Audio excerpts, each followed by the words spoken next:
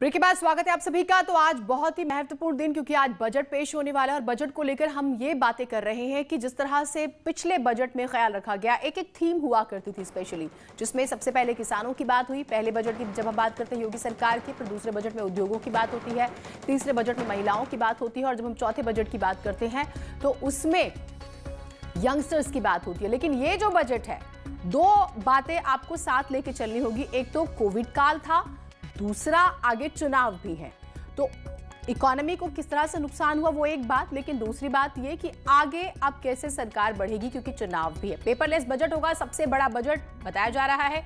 किसानों की जब हम बात करते हैं तो क्योंकि किसान नाराज हैं, धरना प्रदर्शन कर रहे हैं और पश्चिमी यूपी में बड़ी संख्या में आप देख रहे हैं कि महापंचायतें भी हो रही हैं, तो उन्हें किस तरह से राजी किया जाएगा। और एक संभावना जिसे बोलते हैं कि भाई फ्री वैक्सीन का ऐलान हो सकता है। शबाब हमारे साथ लगातार जुड़े हुए, अपर्णा हमारे साथ, हमारी सहयोगी वो भी जुड़ गई हैं, उनसे भी बात करते हैं। अपर्णा, जब बीइंग अ फीमेल आप वहां पर, मैं यहां पर, हम जब बात कर रहे हैं तो हम अमूमन बजट में एक्सपेक्ट करते हैं कि भाई फीमेल्स के लिए किस तरह से ख्याल रखा जाएगा। और यूपी की बात करते हैं, हमने देखा कि अंत्योदय योजना की शुरुआत की जाती है कि भाई फीमेल्स भी उसमें आगे बढ़े, स्टूडेंट्स आगे बढ़े। तो बहुत सारी उम्मीदें जब सरकार इस तरह के प्रोजेक्ट्स पर काम करती है तो बन जाती हैं। बिल्कुल जीनत, आपने ठीक कहा। देखिए, और उम्मीदें तब और ज्यादा बढ़ जाती है जब ये पता होता है कि एक तो सरकार का इस कार्यकाल का ये आखिरी पूर्ण बजट रहने जा रहा है और साथ ही चुनावी साल भी है। तो इसलिए हर कोई उम्मीद कर रहा है कि कुछ ऐसे लोकप्रिय फैसले इस बजट के तहत लिए जाएंगे जो जनता के सभी वर्गों को फायदा पहुंचाएंगे या उनके लिए हितैषी साबित होंगे। लेकिन यहाँ पर एक बात का हमें ख्याल ये भी रखना होगा कि इस आखिरी पूर्ण बजट से पहले का जो साल गया है 2020 का, उसने कई चुनौतियां सबके आगे पेश की। और खासकर अगर हम बात करें अर्थव्यवस्था के लिहाज से तो उसके मायने तो काफी कठिन हो जाते हैं, क्योंकि काफी चैलेंजिंग सिचुएशन रही, हम सभी जानते हैं इस बात को लेकर। तो क्या योगी सरकार चुनावी साल को देखते हुए लोकप्रिय फैसले लेती है या फिर ऐसे कठोर फैसले लेती है जो अभी फिलहाल कड़वी दवाई की तरह टेस्ट करेंगे, लेकिन आगे जाकर एक लॉन्गर रन की अगर मैं बात करूं इकोनॉमी के हिसाब से तो वहां उसके लिए वो फायदा पहुंचाएंगे, ये देखना होगा। इसीलिए हम यहाँ पर आज मौजूद हैं।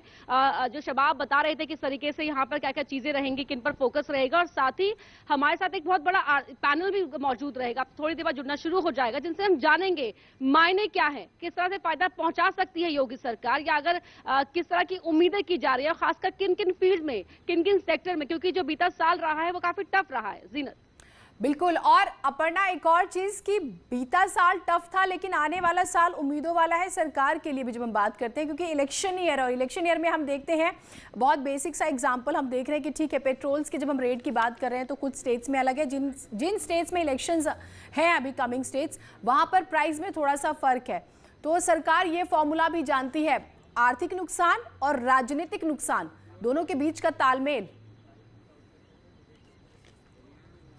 बिल्कुल, तालमेल तो बनाना ही होगा, तालमेल बैठाना ही पड़ेगा। स्टेट गवर्नमेंट किस तरीके से यहाँ पर पेट्रोल के बढ़ते दामों के बीच राहत पहुंचाती है, ये देखने वाली बात होगी। जिस तरह से आपने भी कहा चुनावी साल, जाहिर तौर पर सबकी निगाहें इस तरफ भी रहेंगी कि क्या योगी सरकार अपने इस बजट में पेट्रोल डीजल के बढ़ते दामों के मद्देनजर कोई राहत पहुंचाने वाला कदम का ऐलान करेंगी, कोई अनाउंसमेंट करेगी। और जिस तरह से मैं अभी आपको सुन रही थी, आपने जो 4 तस्वीरें दिखाई थी उसमें से एक बड़ा सवाल था कि फ्री वैक्सीन को लेकर भी ये बात के संकेत मिल रहे हैं कि जल्दी फ्री वैक्सीन का ऐलान भी कर सकते हैं। तो देखिए, अगर हर घर के 4 लोगों को भी फ्री वैक्सीन मिलती है कोरोना से बचने के लिए, तो आप समझ सकती हैं कि एक तरफ स्वास्थ्य को लेकर सुरक्षा के प्रति एक बड़ा कदम और अपनी राजनीतिक जो स्थिरता है उसे बचाए रखने के लिए भी एक बड़ा कदम साबित हो सकता है। बिल्कुल। और अगर आप एक वैक्सीन की कीमत 800 रुपए मिनिमम मान के चलिए, तो भी आपके ऊपर अगर 4 सदस्यों को वैक्सीन दी जाती है तो 32 रुपए सरकार खर्च करती है। प्रदेश की आबादी से आप वाकिफ है और फिर उस लिहाज से कितनी बड़ी रकम जो है एडजस्ट की जाएगी। अपर्णा और शबाब, आपके पास आएंगे, बजट पे दिन भर चर्चा